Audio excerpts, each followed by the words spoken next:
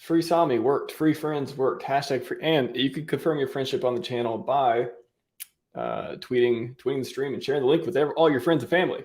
What's happening, everyone? I'm hyped up. I know we're late. Sorry, I forgot to change the time. That's on me. I was like, told Access 4:15 Pacific, 7:15 Eastern, and then I forgot to change the time on StreamYard. So there's that. Anyways, welcome to the show. We got a lot to cover, but not much time. We'll probably go for like 45 minutes or so. I know I got plans this evening, and I gotta wrap it up. But we're gonna get into some meat and things. It's gonna be good. Access is Access always bring the heat. As he said in the green room, every time we stream, something good happens. And today it sounds like our friend Greg the Duck's person he goes to for advice, his confidant. If anything, Sami is free, and that's what I heard. At least I haven't confirmed it, but confirm that with me in the chat if you like. All right, without further ado, Access Alive, welcome back to the show. Yo, RHMax and fam, how's everybody doing out there? First time being live here since a couple weeks ago, I think. It's been a while, but I'm back. It's been a while, man. It's been a while. We almost connected a time or two, and then it was just I think the universe was just putting us together when good things happen. And like you said, I haven't looked at Twitter for a while, but it sounds like our free friend is free. So that's at least one good thing today. Breaking news: just minutes before RHMax and Access Alive go live, your friend Sami has been freed from the depths of Twitter hell. Elon himself pardoned Somi. He put his hand on the good book and said, "Friend, come back." Bird is out of the cage, man, and he's letting kids loose. Oh, man, I've got so many ads about like people. Literally, I've got crypto ads, which part of me is like, "Oh, that's happening," but also other parts like, "Oh, okay, maybe gatekeeping not so much anymore." But I got promoted tweets of like trading groups and stuff recently, which is just I never thought I'd see that on Twitter again. So very interesting. Interesting. Cool. That's all kind of setting up for a good bull run then if they're starting to, let that kind of happen. Huh?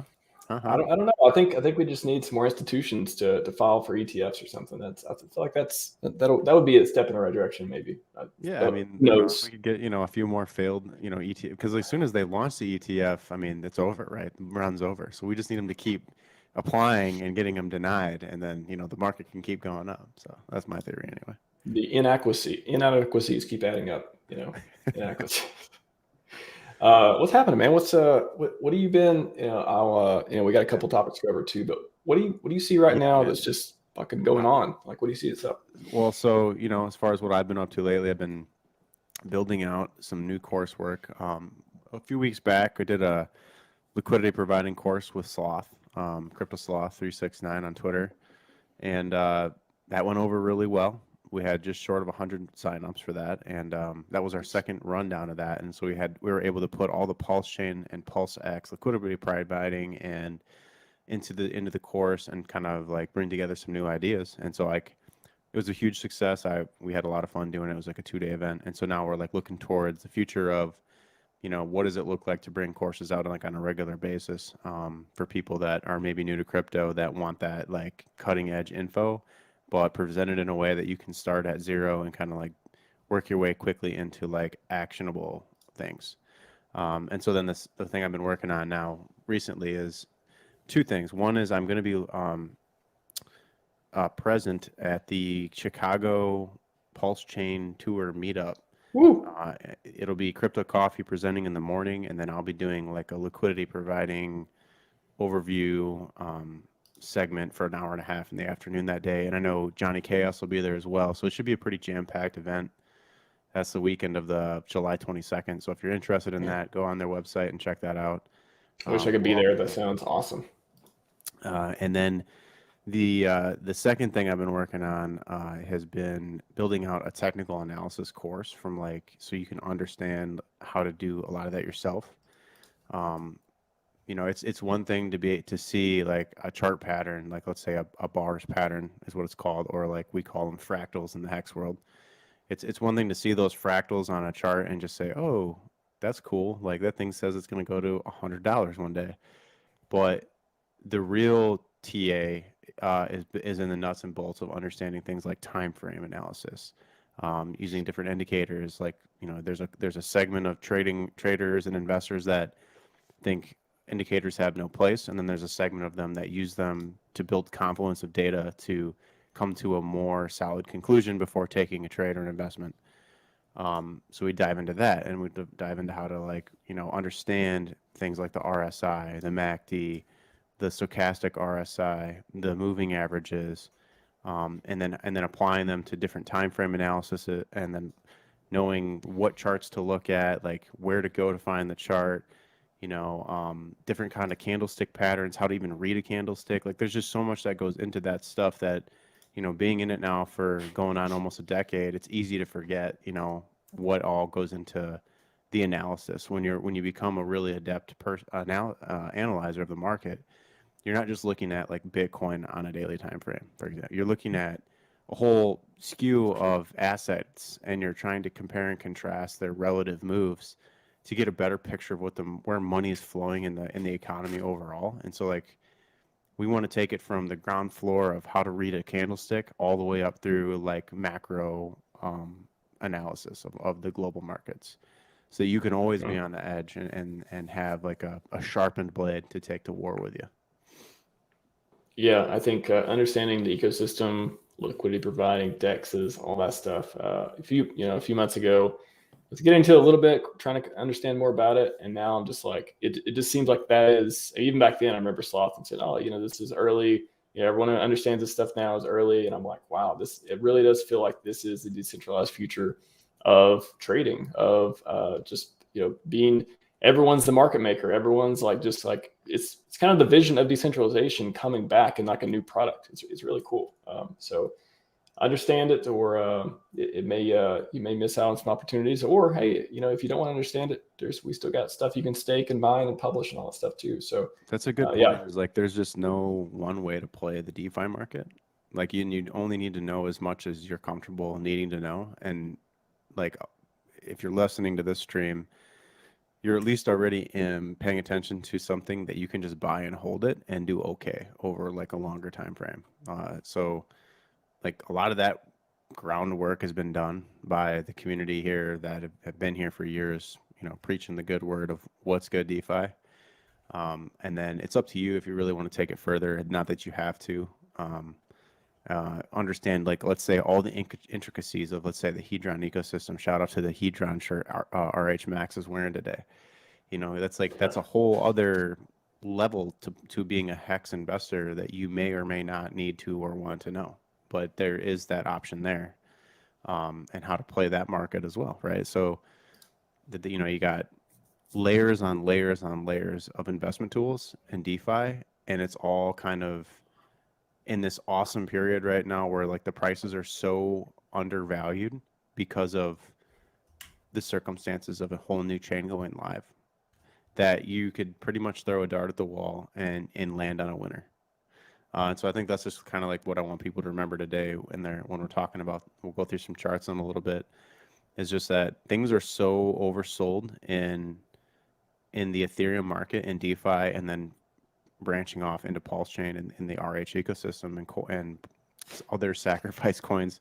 There's so many opportunities. Nobody can pay attention to everything at once. So like, everybody wishes they had more cash sitting on the sidelines to bring into all of the things, but nobody's going to be able to grab all of the things because there's just so much to take a part of. Speaking of make it easier to talk to and do strategies and connect all the things, Tetra, somebody's asking, access. Are you doing anything with Tetra? So somebody's mentioning LP strategy with Tetra. Are you doing anything around that? I have a little bit. I haven't built anything yet. I haven't even seen the front end yet. But I get to be, you know, the best part about being me is I get to be in a group where people tell me like the best strats. Like, shout out to Red Squirrel, you know, Crypto Sloth, you know, everybody in the Crypto Sloth think tank. Like, they're there hashing out ideas all the time. So like, when I'm ready to take that step for myself, I just ask a few questions, and then those get answered. And yeah, I'm open to all of that. You know, automating things is awesome on PulseChain because it's very cheap to do. So there's a huge opportunity over there for sure. Yep. Think Tank has the info. It has the memes. It's a good fun group over there as well. Everyone needs to the memes. Well, I like actually, what's his name? Abdul, is that his name in there? Yeah, he's hilarious. He's always every new person that comes in, he sends the card.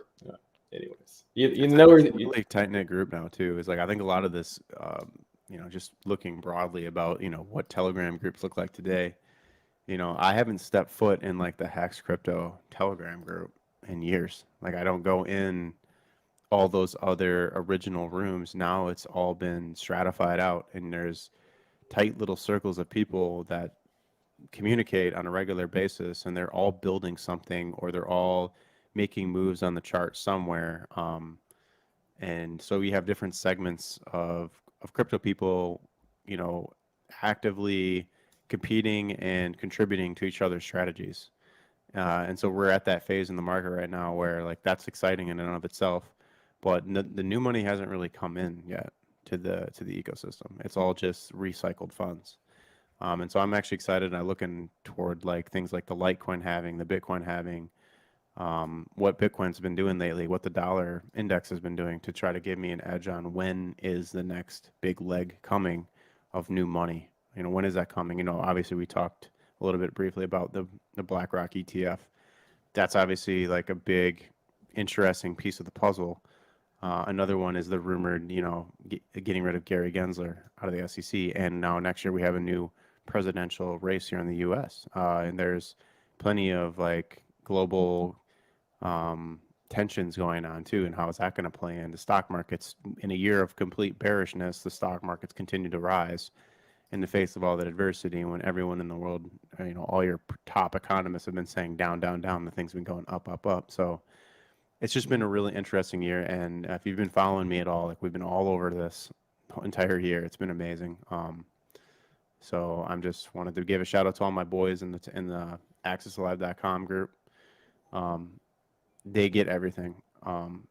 They get 100% access to my mind, my ideas, and my analysis. And so when I'm not being public, that's where I'm putting my attention and focus. So if you want access to that, you should go check out my website. Maybe give a thought about signing up, or checking out a chart set. They're pretty affordable. So yeah, and yeah, that's about that. Shout out to Bojan here. I believe he meant to say hello winners, but it came out hello whiners. But we know what you mean. I thought about that too. I was like, did the letters get switched up? We know what you meant though, Bojan. Hey, I see Dipcatcher here in the chat. Dipcatcher Radio in the house. I gotta say, like, I'm really pleased with his approach lately, which has been him and Gold Key have both been just launching all these different sites that they're adding functionality, peripheral third-party functionality to a lot of the stuff that we care about. And then Dipcatcher's also taken it a step further. Now he's like posting about the inflows and outflows of the bridge in PulseChain. And if you really want an edge on where the money's flowing in PulseChain, you watch the bridge. Well, he's breaking it all down for you. And like, I love that. Another one was Jay Plush on Twitter. He was posting what the BankX funds are doing, if they're moving, if they're staked, what they're doing. And that's another valuable thing, like kind of putting these things on blast, like the bridge, like the BankX bags, like that's good for the community, because then it's almost like shining a light on all of the dark places where things could go wrong. And so I like that. I think it's good to be transparent in this blockchain world that we're heading toward. Absolutely. Yeah, there's so many things we could say good about Dipcatcher and Gold Key and all the stuff they create. And again, all the cycle that you mentioned of tweets he went on. I had him on the other day to talk about the PulseChain war chest, and it was just amazing to go down and see the rabbit hole that he's went through to all public information. Again, that's what I love. I love people doing work who are shining light on some of these interesting things that people can use as data. I'm sure it sounds like you've used it for maybe some of your resource as one of your resources too. Hey, if you have it in front of you, you can make better decisions around it if it's related to whatever you're doing. So knowing all about the OA and the SAC wallets and the AMM bot and the different nuances around that's some pretty cool stuff to reason about. And yeah, that's I think a lot of people just don't talk about all this stuff. It's like somebody's going to talk about it, and it might as well, if it's public information, at least you can provide a good format for it if you're going to talk about it in an interesting way, which is what Dipcatcher's been going through. So we really I like it. I'm notorious for if I see, I'll give you an example. So like when we were looking at Ethereum Hex, right? over there, it's utilizing Uniswap v3 technology for the liquidity pools. So on there, you can actually go look at a chart, a histogram of where money is sitting, waiting to accumulate or waiting to sell. And so we can actually, know that ahead of time and say, okay, well, it's likely that the price may go down to these levels, or the price may go up to these levels because of where the liquidity is sitting. And so I've been notorious for, especially Q1 of this year and the beginning of Q2,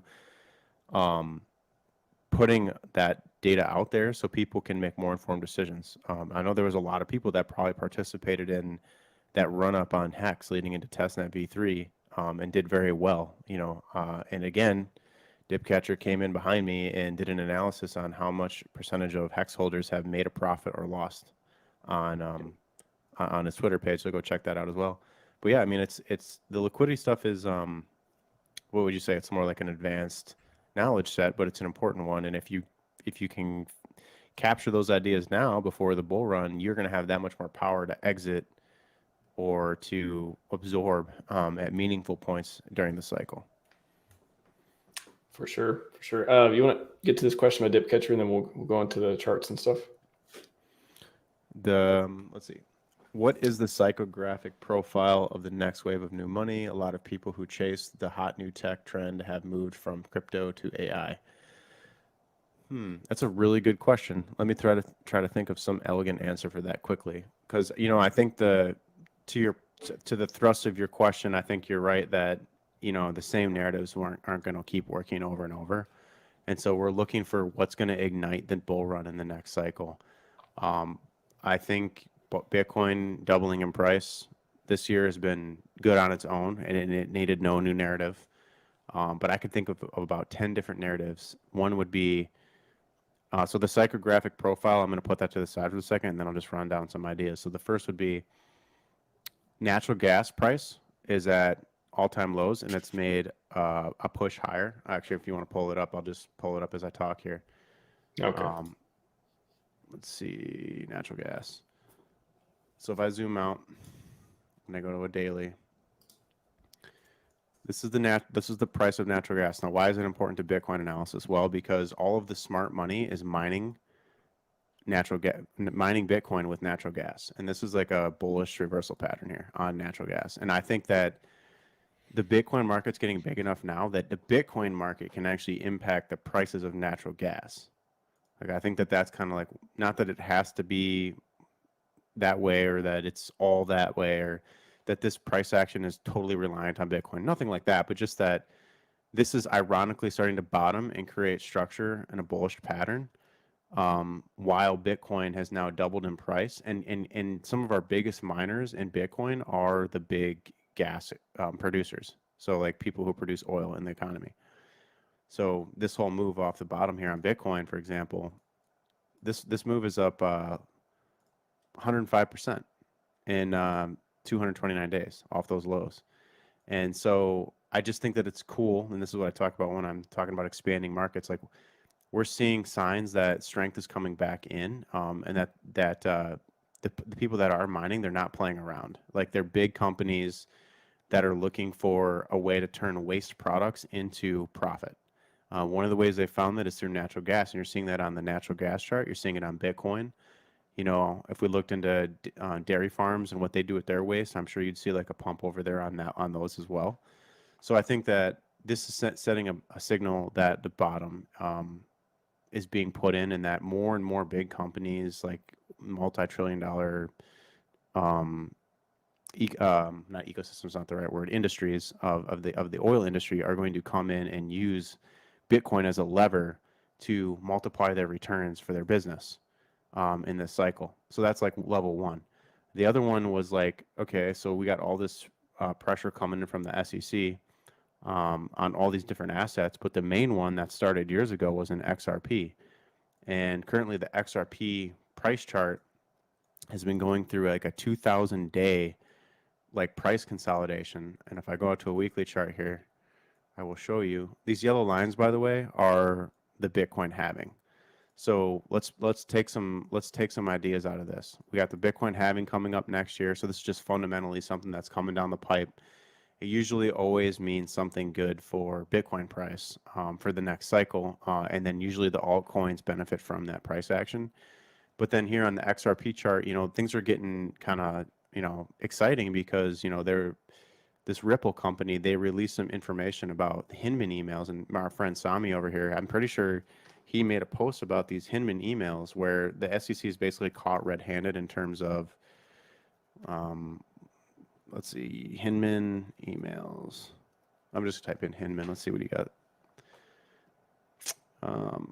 Yeah, I don't know. He did so he did a post. Anyways, if you dig for this, you'll find it. But the point here is that it basically paints the SEC in a light that they've been manipulating the markets and keep making sure that there was no regulatory clarity in the crypto market on purpose for their own benefit or for the benefit of whoever is in charge of them. We don't know if that's like coming from the Fed, if it's coming from some dark secret agency in government. It's clear to us that that nobody wants to kill crypto, but they just want to control it so that they can harness all of the return, right? They want to keep it contained for their own benefit, but they don't want to snuff it out because it's like literally, I think you could argue at this point, you can't put the genie back in the bottle for crypto. So now it's more about capturing as much of the market as possible. So that's why you get things like these ETF filings at this unique point where the SEC is potentially about to lose a case against Ripple. The price chart's in a 2,000 plus day sideways formation, 2,016 days. And it's all coming into a head here on this. You can see these tops connect, and this curve all connects right at the Bitcoin halving, which is next May. It's April 28th or 27th to be exact. So that's why I have this yellow line here. These were the actual historic ones, and you can see that anytime in the past that Bitcoin had a halving, XRP followed up with a nice move in both cases. So this would be 3 for 3. And you'd be getting some form of regulatory clarity coming from either a resignation letter from Gary Gensler or a new administration coming in, firing and hiring a new administrator for that organization, or a multitude of different setups that can occur here. It's all very bullish for cryptocurrency, whether it be from the oil thing with Bitcoin, whether it be from what's going on with the different 3-letter agencies and their control structure, whether it's from the arguable left wing of the financial arm of the government and BlackRock being like a main player now in the Bitcoin space. It's all setting up for a very bullish future for cryptocurrency, and you're seeing that in the technicals here on XRP, and a lot of like the major player traders that I follow are calling for this trade to go upwards of XRP. You're looking at XRP going to like $9, potentially like $14 on the break of this. And the way that you measure this in technical analysis is you go from like the base of the pattern to the peak of the previous move. And then I'll do this and pull this out. And so like at a minimum, you're going to see like $6 per XRP, which is just a doubling off the all-time high. Of course, it's going to probably overperform that because it's just had spent so much time trapped below this all-time high. So those are a couple things that I'm thinking about, and I've said almost nothing about DeFi yet, and DeFi is a whole other thing. So that's a good question. I'll throw it back to you while I think more on what a psychographic profile would look like for the next wave. I think AI is an obvious one that they can somehow harness either gaming or AI for the narrative to get us going. Because like last cycle, it was NFTs and DeFi. So what's it going to be this cycle? Yeah, it's I think it's funny because if institutions, people are finally paying attention, finally want to feel like there's an opportunity to make a lot of money, so like, okay, let's start talking about Bitcoin now. That's kind of like, do you categorize it like that too? You feel like some of the narratives have just been shelved for the institutions and maybe will never come back, like sound like Bitcoin, the narrative for it being gold replacement, or just are people even going to still try to use it? How does it affect Lightning? I guess that's the question too. How does BlackRock and all the ETFs affect money white side of it? Yeah, so I think the way to look at that now is like Bitcoin itself has transcended the threshold where it's now a mainstay asset. So like the narrative matters less and less each cycle. And now that we can just be certain that we're going to have a baked in 100% year-over-year return on Bitcoin, on average, or get whatever number you want to. We could look and actually find out what that would look like. But for this cycle, we're looking at like $80,000 Bitcoin, like at a minimum, right? In terms of like where the peak could be, and it wouldn't need any new narrative, because like the best narrative for Bitcoin right now is that you could bring in 50 million or $100 million and easily 3x it and pull out, because it'll have the liquidity. This particular asset is trading billions of dollars a day, and so there is the liquidity there to actually put in a certain amount of money, and then watch and then see 100%, 200%, 300% returns on hundreds of millions of dollars, in which there's no other asset that's as free as Bitcoin that you can do that with, because the liquidity is just not there, or there's some control system in there that, like, for example, the precious metals market, it's so hyperbolically controlled by the powers that be, versus Bitcoin, which is not controlled in the same way. So there's liquidity and opportunity in Bitcoin that's never been there before. So it's like a trader's wet dream. Interesting. Then the question becomes like, okay, so how are we going to get that money to flow into DeFi? And it's not going to take a lot of money to push these prices up on the stuff we care about, because they're so illiquid and they're so small. And then how does that narrative change so that the everyday man, obviously isn't going to be looking to Bitcoin for generational wealth or like life-changing returns, but they could be looking at whatever the spillover is from Bitcoin, from the trillions of dollars getting poured into it. What's the spillover going to look like, and where is it going to land? Did you have a question here on ink too? Did you have an ink chart or anything? If you want to get it, I don't know if you had any more on the Bitcoin and gold and macro, but well, I was just going to look at a couple questions from the chat as well. Yeah, we got some good questions here. Do you see this one from Mr. Chuck? I think that's a good question. Yeah, let's do that. So Mr. Chuck says, I think Axe has said $20 million hex buy would put it back to all-time highs before Pulse launched. Now the whole ecosystem is liquidity bonded together. Does it take the same amount to move the price? So we live in a new world now where things have changed, and it's a little bit of a different dynamic now, because money is flowing between. You basically take in what was once one asset with a certain market cap, with a certain set of users, where all the money flowed into it and out of it, and now you've diversified or distributed it up amongst a bunch of other assets. So, before you had just Hex, let's say, and so if you would have put in the 20 million or whatever, it would have made the price move in a certain way. But now, if you put the 20 million into Hex, it might pump Hex some of the way, but then some of that money is then going to change the price movement on the other things. So like what we're seeing in, let me just, like, for example, show you what that would look like. So I'll just go to ethhex.com. This will give me like a rough estimate of what a buy would do. USDC, let's do 20 million.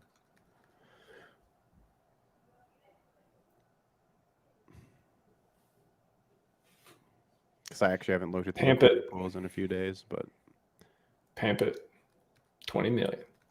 Let's just do 2 million, because it's not even. So while that's loading, I wanted to bring up, because we're actually seeing this right now, where like P hex is moving. So this is P hex on a 4-hour chart, and so I'm just going to take you through like what's been happening on a technical level. So we had a top here, and then a sell off, a bounce off this level here. Another top, and it's at this point when you came down, you made a new low, and we started to recover up, and we came into what was this resistance level here. So let me just clean it up for you. Resistance at the same level. So what we ended up creating here was a double top. So before you got this double top, you didn't really have a lot of information on where the P hex price was going to go, other than resistance level. It hit resistance, which then became a confluence of resistance. So we were able to draw a line from here to here, and this created a line, right? And so that wasn't significant for that period of time yet, but what we will find out later is that it was. So you got the double top, and then the PHEX price crashed all the way down to these lows, formed a base, created a bottom, double bottom. And if you look at this on the RSI, you can actually see that this was around the 30 level on the RSI. So if I double click, you can see here that this level of significance here, the 30 RSI, it went slightly below and then recovered. This was right around this period here when we created our first low. And then it was respected once again here. We didn't even get down to the 30 level. This was the 31.8 level. And now you started a trend on the RSI. And RSI stands for relative strength of the market. So at this point, the RSI is now trending upward, which means it's getting stronger. Price goes up, gets rejected away at this resistance level here. Bounces off the double bottom, which was another high on the RSI, and then this was what you call a squeeze. So this is a pennant pattern. So you could recognize in this whole thing a few things.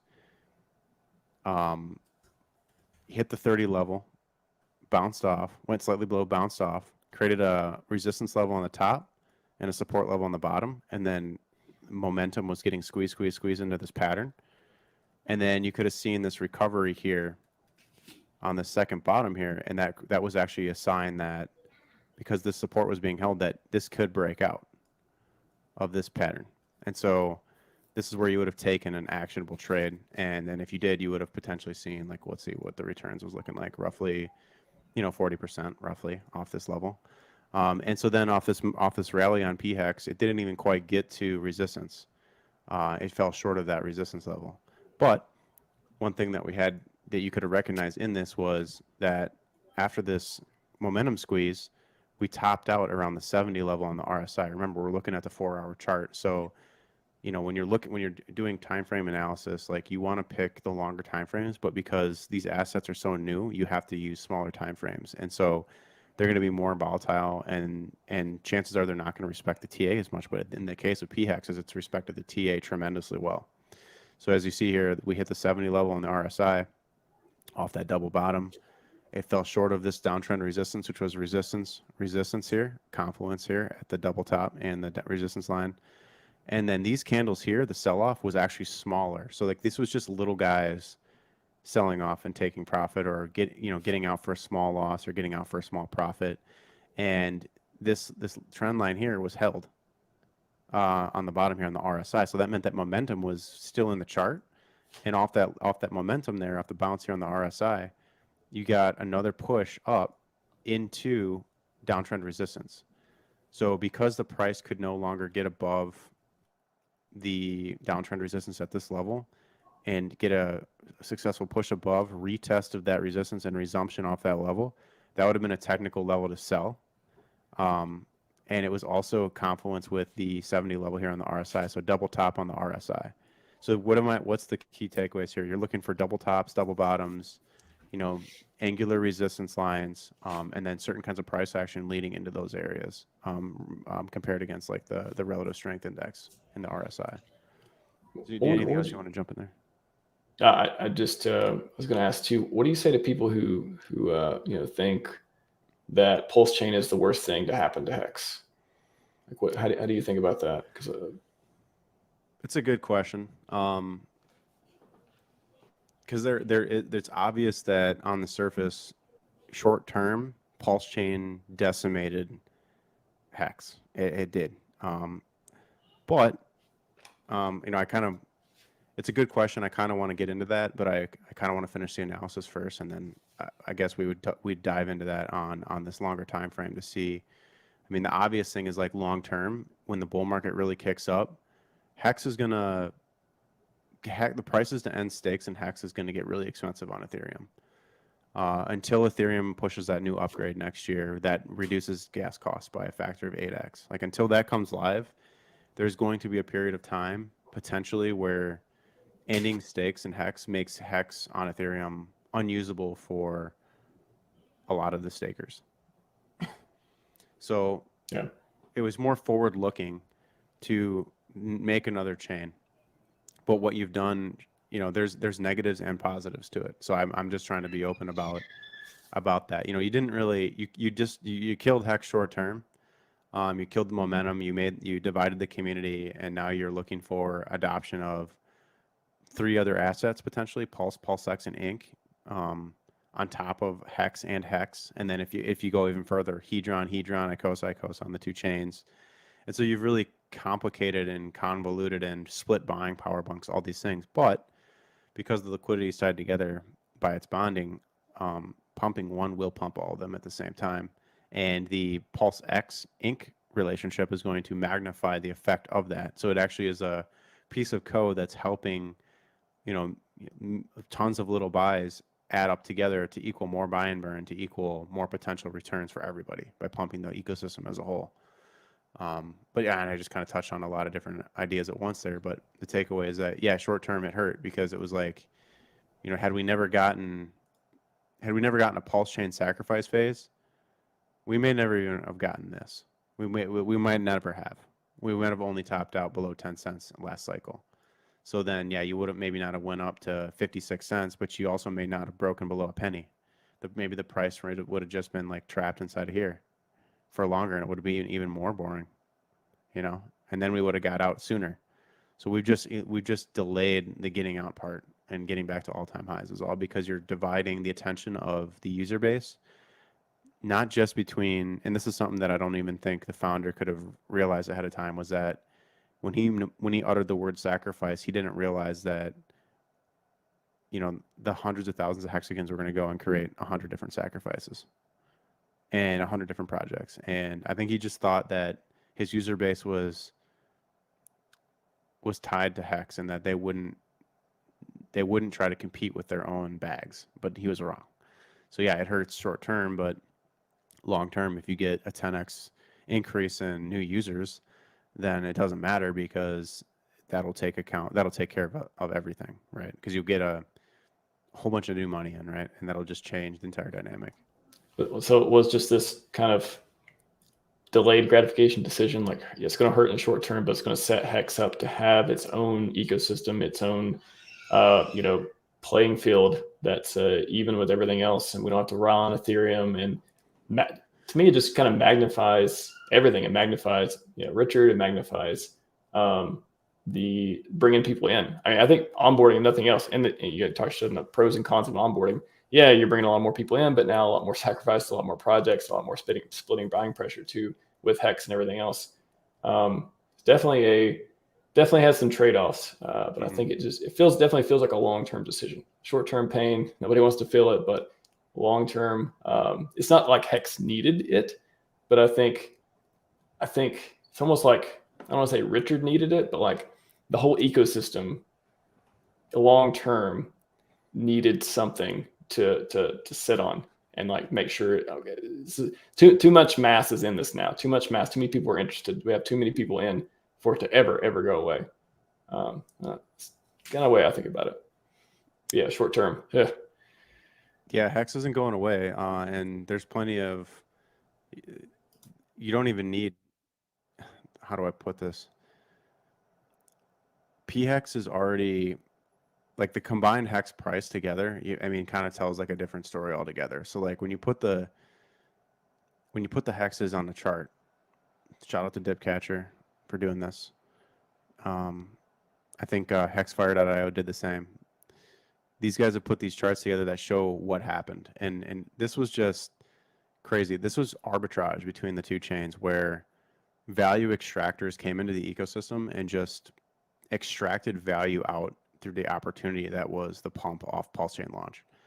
And there's no way to work around that. Like when you have like a new chain launch and you have these guys building up 2 years of wait time, and then they want to make a move.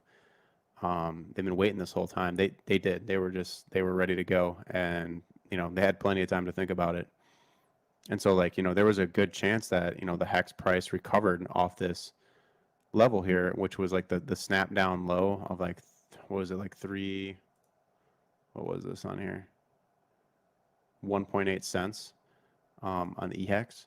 But then the combined Hex prices actually got back up tier to resistance, which was at 6.4 cents. And then it was just literally value extractors and arbitragers that actually just pushed us even lower. And then, people emergency end staking, chasing yield farming. So really this whole period here was people like making good returns by making actionable moves on the chart or wrecking themselves.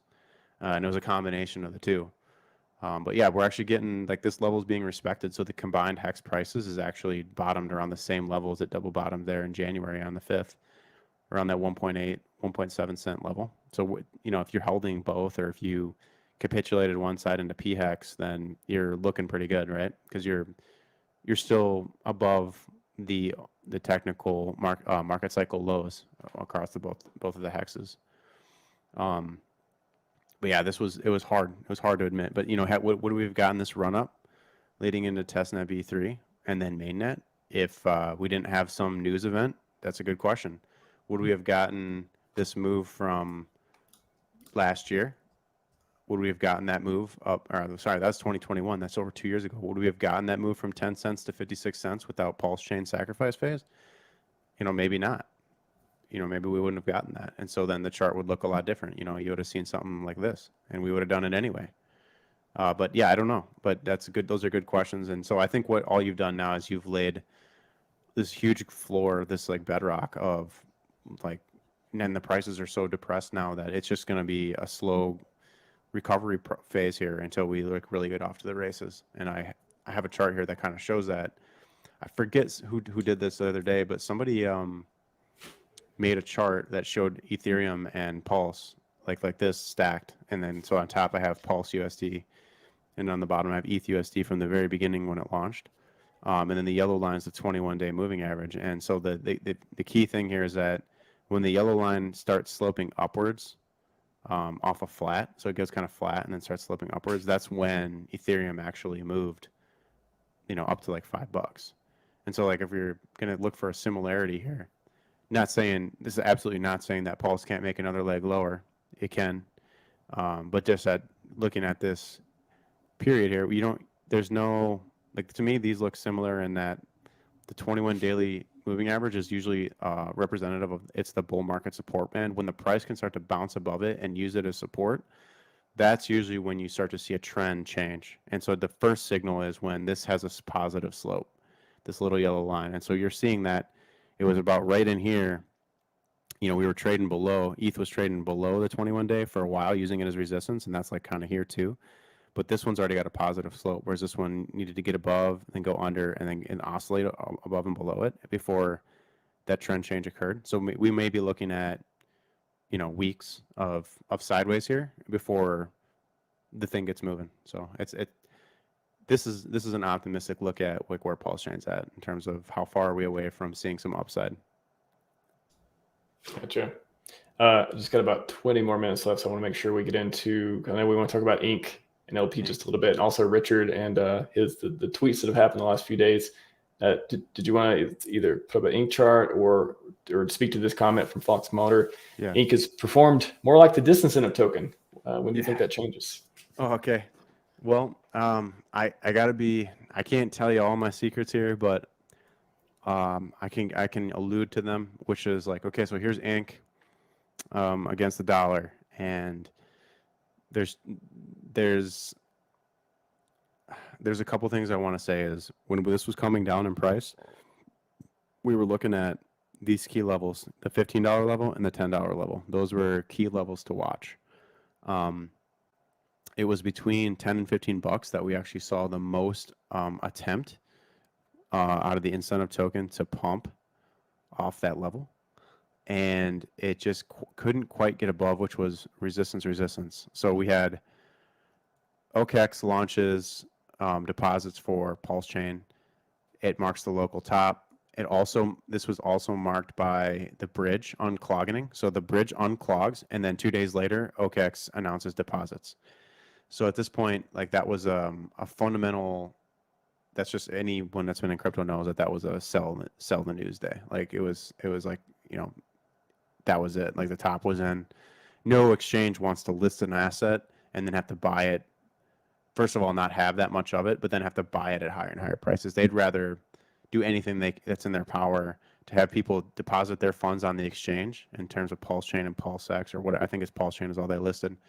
Deposit all their PulseChain on there, and then help the price get pushed down so that they can then absorb everybody's bags at an 80% discount. And then they can control that market too, right? And so that's how exchanges think, or market makers think, is they want all of the supply at the best price. So that marked the top. So that was then resistance. This is ink, but the same thing applies due to Hart's law on the pulse chart as well. Resistance, resistance, resistance. Recovered off the 382 on the Fibonacci.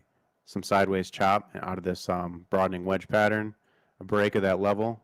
Top, double top. Started a new downtrend. A little pump off the 382 again. But the downtrend resistance was respected, and so then you got the real nasty break here, this nasty breakdown. And so you would have known, because this didn't get above breakthrough resistance, retest and resume off that level, that was probably going to be not good. And so to answer the question directly,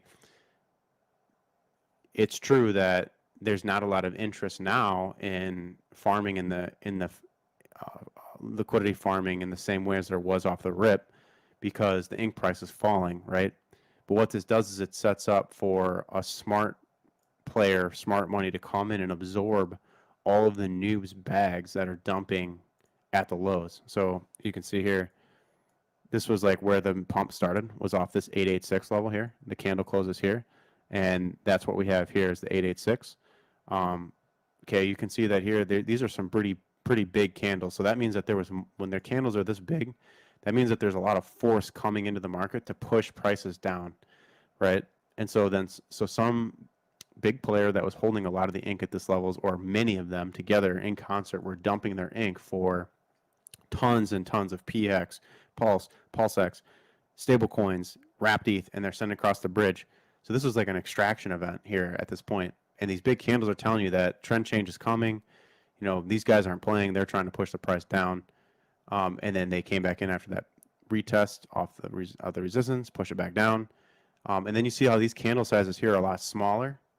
That's because the buy pressure coming in just wasn't able to really make the chart move in the same way as the amount of buy pressure that was coming in here. That was attested to the bridge being totally backed up and all the FOMO and hype that was keeping this price rising during the yield farming frenzy, which, as these farms were going on, it was very strategically rolled out and deliberately rolled out at a certain cadence, so that it incentivized more and more people to get more and more FOMO to chase higher and higher APRs, right? You know, and in the case of the first time the wrapped BTC pool went live, it was an event where that was pulled pretty quickly, and then people were upset. It's because everybody was just jumping from thing to thing to thing, so you could see that disappointment in them on that event. So anyways, big candles, medium-sized candles. I mean, these are kind of big, but the point here is that these are tiny candles.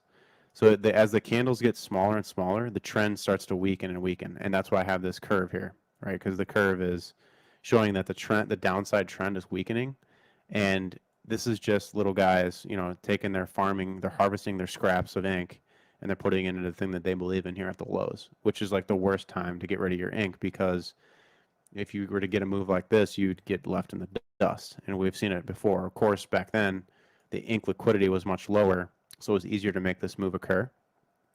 And so I'm not advocating that this is going to happen just like that again, but that it's getting to a point now where this can just chop sideways and then do a nice breakout, retest, some sideways action, and then it can start to build floors. And ink can go up a lot faster than you think. And if you look at ink against Pulse, that's like the most traded pair. You'll see like how much volume is actually coming in. Let's see, ink versus Pulse.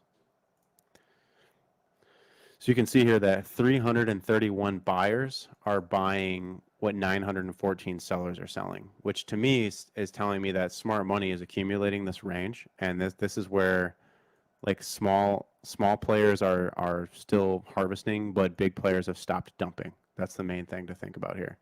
So it's only a matter of time until, you know, this downtrend gets broken, and you can start to see some upside on ink, which is then going to act like a perpetual incentive machine to like start getting more and more interest in yield farming again, which is going to create more demand for ink.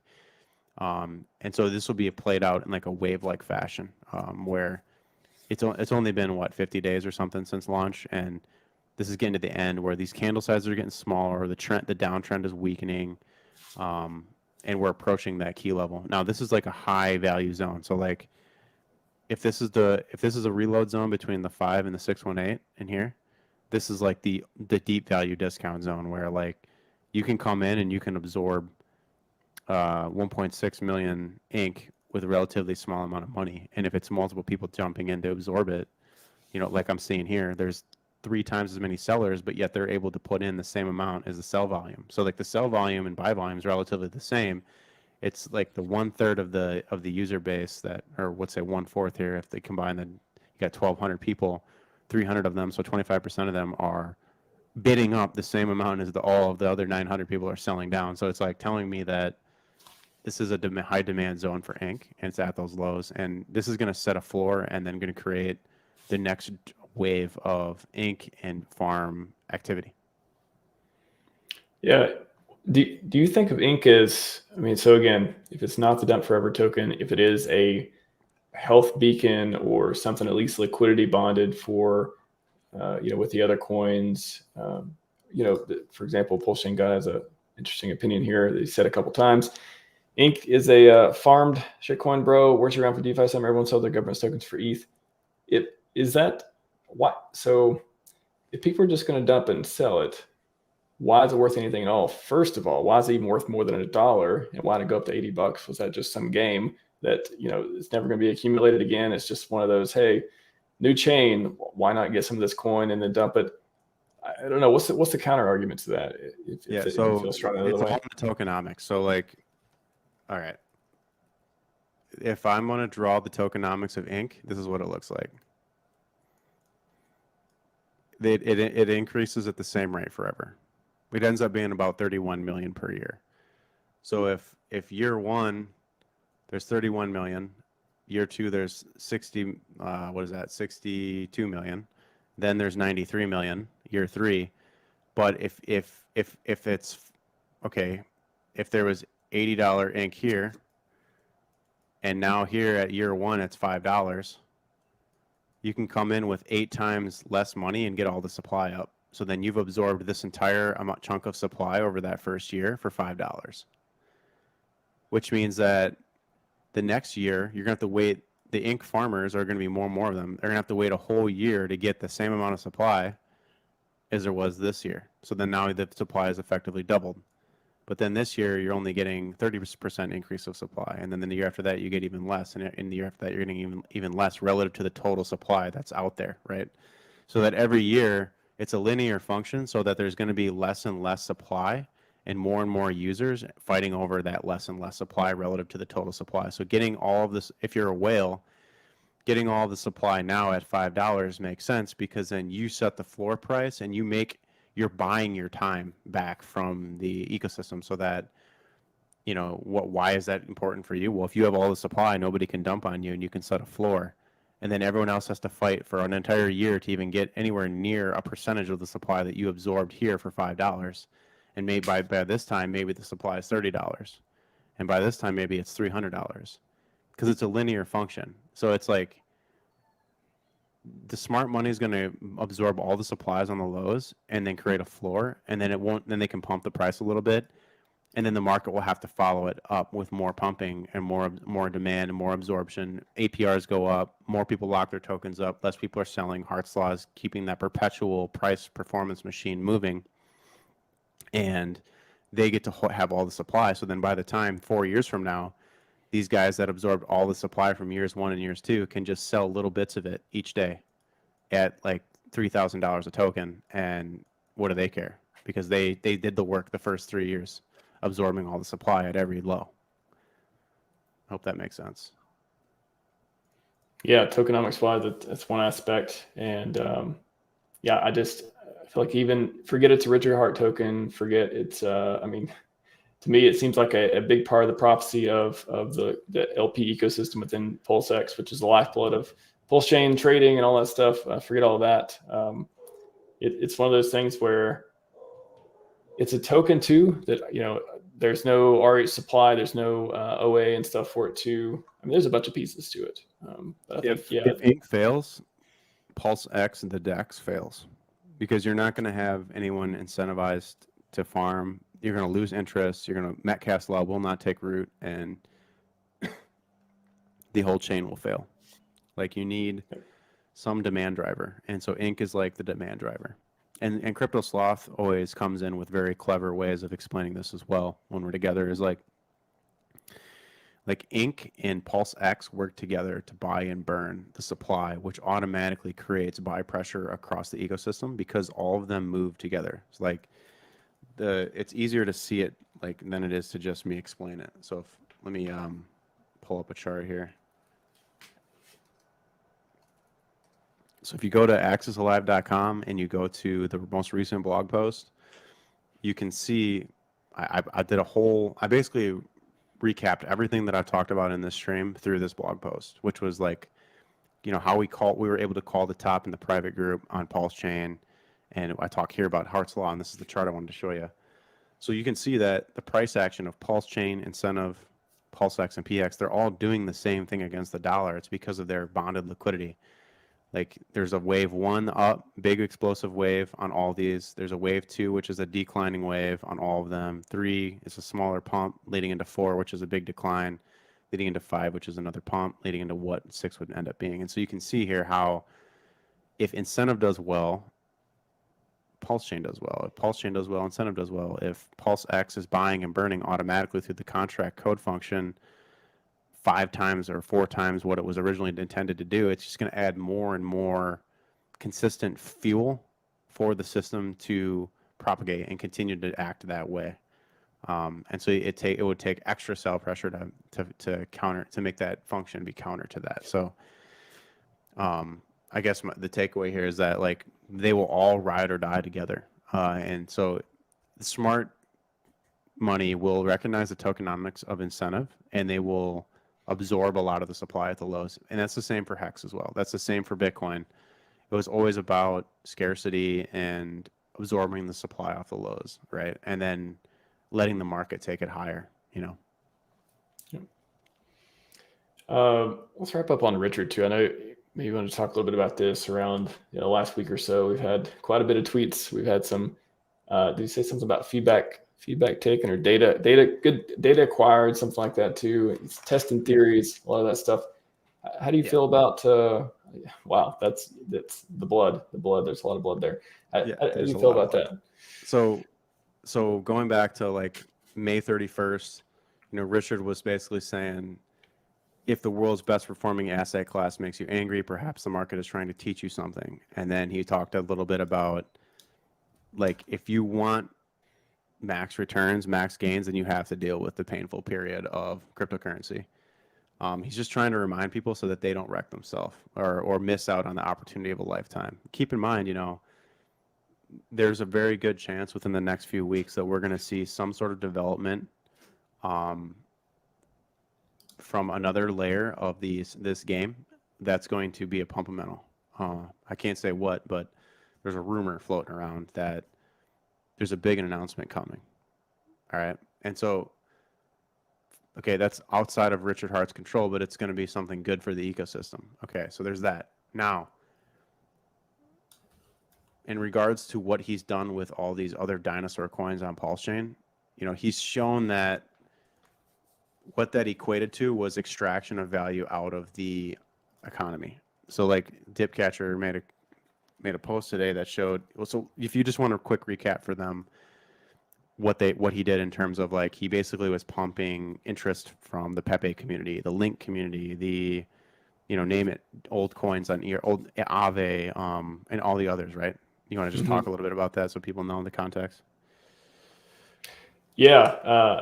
So Richard has been, a lot of new farms have came up from the WBTC to Pepe to, Unifarm and stuff came up. And then he's made a few tweets. I think he's wound that down. Sounds like he tweeted about, hey, I'm going to talk less about it to focus more on my coins. But he's really been trying to engage with other communities. Maybe he's doing it more through DMs or otherwise now. But a lot of the community, a lot of the our ecosystem community, a lot of people didn't like it. Some people got it, some people didn't. But he's a lot of that outbound, that focused marketing, trying to bring other communities in, trying to incentivize them to come over to PulseChain has happened. And then on Dipcatcher's research was just more around like the AMM bot and the SAC addresses, the different kind of war chests, the different moves that have been going on when PulseChain launched and otherwise to set up the ecosystem. Did a lot of stuff around WPTC getting, I think, harvested and different numbers around that. So so it's kind of trying to figure out like what is internally, publicly on the blockchain, what has been going on to try to gain some insight about like what may be coming next. I felt like that was a kind of rabbit hole going down. Yeah, so sweet, and that's a great recap. And so then what happened was like I'm on the link chart right now on the PRC20 link. So like here's an example of an old coin that ended up doing a 400% run. And so what was happening was Richard was tweeting about a new farm going live, the Pepe farm, the Link farm, the whatever farm, the Rat BTC farm. And so these coins were one by one just having huge injections of liquidity, users coming across the bridge to take their free money and bring awareness to PulseChain and what it does. And then the outcome was, and this is what Dipcatcher found out, was that in general, it's been a net outflow. So it's costed Richard Hart doubly because we've lost like US dollar backing, like whether it be wrapped ETH from Ethereum or stable coins, they're getting bridged back across. And so we're down in terms of like the net reserves in the bridge, which means that PulseChain as a whole is losing like value. And then at the same time, not only were we losing financial value, but we were also losing social value as well, because then you were having your own users competing for returns against these big PRC20 bag holders, basically. So like, you know, he would announce a farm or a coin, and then that coin would pump, and then, you know, leave like less than 24 hours later, someone would just come, or I'm sorry, there would be like hexagons or PulseX or whoever, they'd be coming in there pumping their money into these things to try to get a quick return, and then they'd get dumped on. So like the Shiba Inu, I think that was another one that pumped and dumped. This one's actually holding up well, but it's going to roll over now. This is it's a breakdown. So, but again, like we're seeing returns of anywhere from like a few 100% to thousands of percent on different ones. Like Rat BTC was how it all started, right? He reopened the Rat BTC farm to try to bring value into PulseChain from the Bitcoin community to get Bitcoin eyes on it. And so I think what he learned was that, you know, he can't go openly talk about other coins. I mean, he already knew this intuitively, but he just found out that it was going to hurt more of his own users by playing this game of like opening yield farms than it was going to help bring awareness to PulseChain, I think is the takeaway. So, you know, he's kind of reshifted focus, and he's going to go back to, you know, talking about the stuff that he built. Farm's still launching though. Farm's still launching. It's just he's going to be less. Sounds like he's going to be less public about it, about that part. But still, didn't he say? I feel like one of the tweets he mentioned about the DMs. It felt like he was going to like. He's still going to have the ear of some founders. I feel like, or major players in crypto being like, hey, you want to make some free money? You know, come over to PulseChain because we got, you know, this and that going on. I still feel like there's a lot of conversation happening. Maybe it just sounds public. That's good. That's good news. Like I didn't know speculation. And that's you know, it's good speculation. You know, and there's going to still be people that are going to partake in those opportunities. You know, and you can't save everybody. And so, what we need more users and more people, you know, taking advantage of the reduced fees on PulseChain, and more people buying Pulse to transact, and people trying to create value over there. Why wouldn't it? Doesn't make sense to not create value over there if you can, you know, send your ERC20s over the bridge and then earn yield on them, especially if you're like a huge player on like Aave or Pepe, and you could put 10% of your bag in a yield farm over there and just let people create a market over there. The upside is a lot better. And so I think there's a lot of distrust around other layer ones outside of Ethereum. I know if I get paid in like BUSD or some stable coin on Binance, like I'm not excited to have to go figure out a way to bridge a stable coin from Binance back over to Ethereum, or, you know, so I could see how from the outside looking in, how PulseChain is a inconvenience for a lot of people, but he's trying to bridge the gap and make people realize that for your inconvenience, you will be paid, right? And then once you do it a couple times, you might get addicted to the returns, or the cheap gas fees, or the higher throughput, or whatever it's going to be. So it's just a marketing tactic, and the long-term result of this all is positive, and short-term you get some crazy volatility, people coming in, people going out. But this is all setting up for a pretty cool, market-wide move, I think, for PulseChain. I don't really see a world where ink doesn't work out, or if ink gets 50 cents, then are people going to come over? Like, I feel like that's going to be not as incentivizing. I think somebody will buy it all, and then the incentive will be, it'll be back to $5. Like that's not a reality to me. Not that it couldn't do that. I'm sure it's a possibility, right? Anything's possible in a free market, but and especially in that one. But the amount of time it's going to take to get all that supply back minted, that it took to get the price there is going to take way longer than it would take to push the price back down a second time to 50 cents, for example. So even if it did even get, so if it did go that low, I don't know. I feel like would Richard just start talking about it more? How is he going to bring people? Wouldn't a lot less people participate in the farms if they're looking at the APY, even though the numbers may be high, but link's not worth nothing, and that's sort of a factor of the APR as well. But I just can't see the farms being successful with ink crashing all the time. Like, it just doesn't. They seem like they need each other. Yeah. And you also have PulseX buying and burning all the time. So it's like at some point the equilibrium is going to flip and ink's going to start to move up. They're all going to move up. Ink overperformed on the downside. So it's the most, besides EHEX, it's like the most oversold out of the coins. So it's just ripe for opportunity for millionaires. So yeah, we'll see how it plays out. Like I'm content. I like where everything's at right now. I think we're basing out. I think that this chart shows that PulseChain as an ecosystem is starting to base out, and that things are starting to look good for upside. I hope that made sense. So yeah,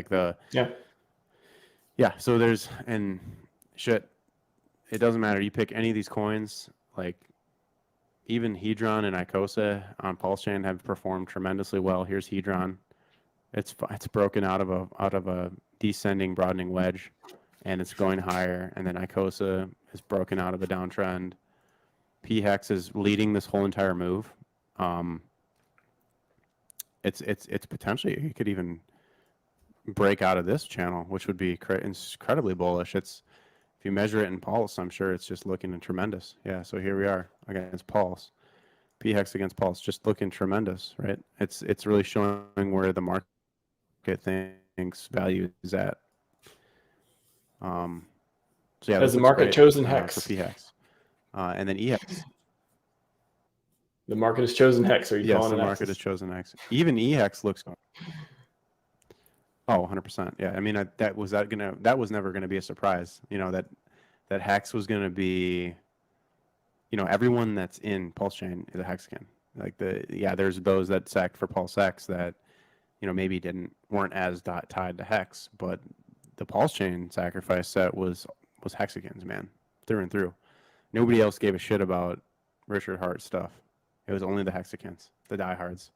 So they're just taking the opportunity, man, to get a bunch of the supply because they know that they can get consistent, relatively risk-free yield in Hex. Then you don't have to worry about any of the farming. You don't have to worry about anything. And so do I see a world where Hex is the store of value for this DeFi ecosystem and then everything else takes a backseat? I do. I mean, I think I've been pretty clear about that since the beginning. Very cool, man. Very interesting. By the way, we do want to see EHEX blow up, by the way. We do. Because with that I haven't looked at this chart. We'll just look at that quick together, which was the EHEX chart against Ethereum, to see how bad it looks. Like if we want to shove it in the face of all of cryptocurrency, you want the Hex ETH chart to look really good. Let's see. So yeah, it looks right now it's at this Bitcoin. Right now it's broken. So yeah, we're not doing this, guys, yet. But it's not out of the running. So this is like redistribution of all of those funds into PulseX Inc., other things, other sacrifices. All this has been, 700 plus days of taking a valuable thing and using it, trading it, and using it to get positions in all these new things. So once this phase is finally done and over, like, I expect that this will recover and it'll look good against Ethereum, but we're just not at that point yet. All right, we'll wrap it up there. I mean, we're going for hours. I just got some knocks at the door, so I'm gonna wrap it up. All right, man, great conversation again. Nothing great happened except a friend was freed, which was a big deal. It's been a week or two. I literally didn't think we'd see him back. I was like, yeah, Randy Larsky's still banned too. It's crazy enough. So I'm glad homie's back. Got to maybe help Randy get his account back, because I've seen a lot of support for Sami. Now Randy needs our help. Don't forget Randy. Yeah, it's been a while, man. It's been like 3 or 4 months too. I remember streaming with him when it first happened. It was like hard to get a hold of him. I'm like, and then we eventually found out the backup account. But anyways, man, what do you want to take us out on? Shout out to Randy. Free Randy too. Free Randy. Hashtag free Randy Hilarski, please. Yes. Hey, maybe I'll see some of you guys July 22nd in Chicago at the meetup. I'm gonna be talking for an hour and a half on liquidity, on the markets. Come up, say hi. Let me get your autograph. Let's do it. And anything else? Let's see. Yeah, I think I'll be going on live with Big Pep soon. Rumors have it. I might be doing a Big Pep stream for a pep talk. And Sunday in the afternoon at 3 p.m., I'll be doing one with Sloth. We'll do a Pure Alpha episode 11, I think it is. I think we're on episode 11 now. And we'll be just talking more maybe the Hedron Icosa side of things, maybe dive into LP a little bit. But anyways, we'll catch you all on the next one. That's all we got today. Shout out to Hedron and Icosa. We anytime GIF wants to come back on, or Sloth wants to be 45 minutes late for a show to talk about that as well. Sounds like it's happening Sunday, and Axis getting ready for it. Don't forget, they're still pretty cool out there. So anyways, everyone, thanks for joining us. Scivive and 5555. Follow Axis on Twitter and its website and all that stuff too. We're out.